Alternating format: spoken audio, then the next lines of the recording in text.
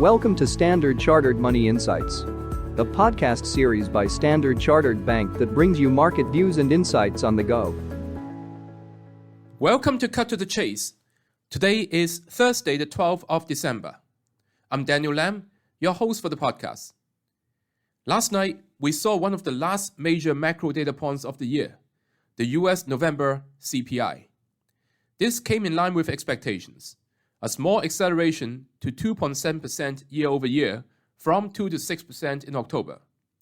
Core remained at 3.3%, same as October. Food and used cars drove this small acceleration, but we do not believe the increase in monthly inflation will last. Owners' equivalent rent and rent of primary residence are softening significantly, and more timely indicators of rent show steady disinflation.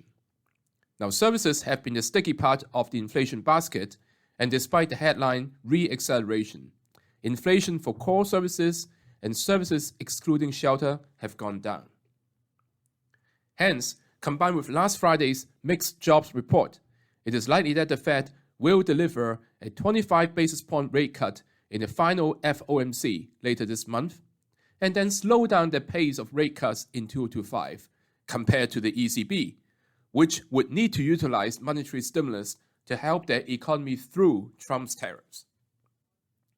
Asset classes were relatively muted on the moves overnight. US 10-year Treasury yield was almost unchanged, while there were some small up moves in S&P 500.